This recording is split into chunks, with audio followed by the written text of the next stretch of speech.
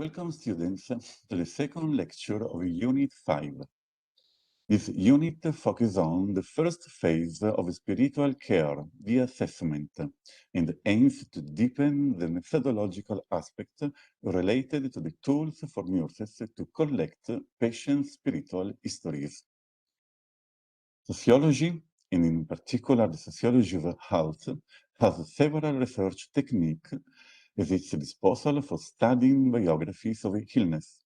For example, the narrative medicine approach is based on the use of in-depth qualitative interviews to reconstruct the life experience marked by the onset of a disease.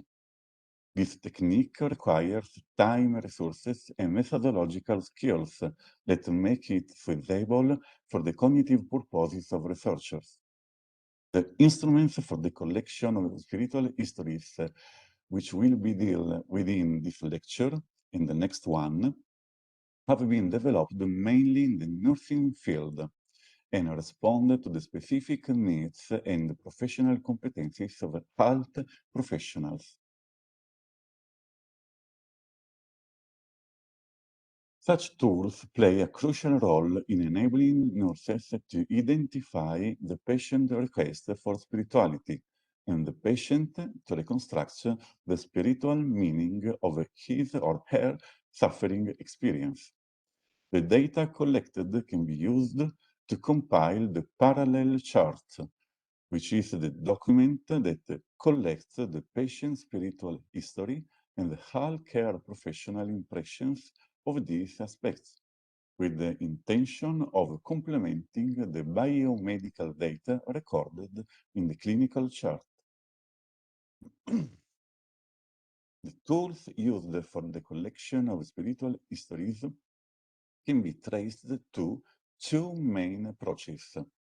Informal approach, which involve conversation and observation to the patient, or creative technique to elicit a personal account of spiritual experience.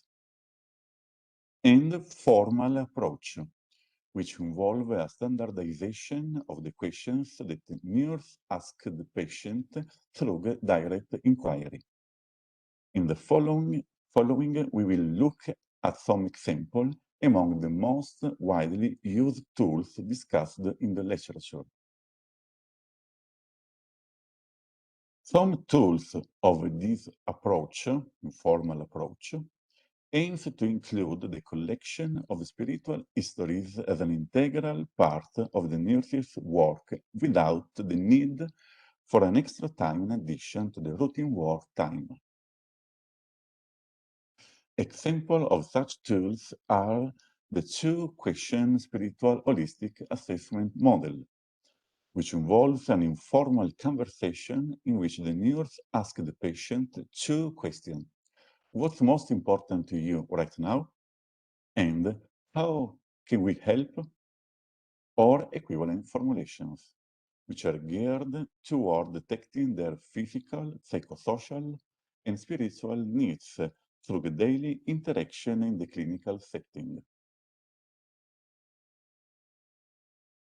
This kind of tool requires interpersonal and communication skill to observe and interact with the patient and to establish a trusting relationship with her or him.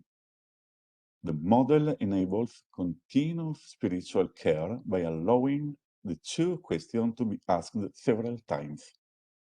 By repeating the questions at different times of the day and on different days, the nurse can detect changes in the patient's spiritual needs in relation to other needs of physical, emotional, social, or psychological nature. Another type of informal tools does not rely on verbal language, as in the case with the questionnaire or interviews, but prefer visual stimuli to encourage the patient's creativity. This kind of non-verbal technique offers two main advantages.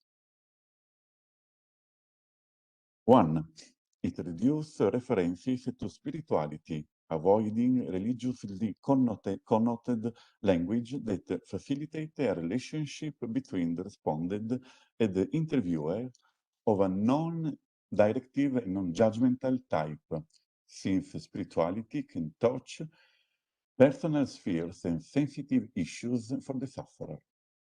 2. It gives concreteness to a topic that by its nature can be vague and difficult to define, encouraging the respondent's creativity in reconstructing his or her own spiritual journey. An example of this is the spiritual timeline or spiritual life map, a technique applied in counseling whereby the spiritual experience is graphically reconstructed by arranging biographical events in chronological order from past to present, along a line drawn on a sheet of paper. The line can be subdivided into periods, for example, months or years, and is enriched with figures and symbols that evocatively represent events that the patient considers relevant to his or her life path and spirituality. The material that can be used to create the spiritual timeline includes paper, markers, colored pencils, scissors, glue sticks, photographs, newspaper to put out an object constructed by the subject himself. On this slide, you will find some bibliographical references for further reading on lecture 2. Thank you.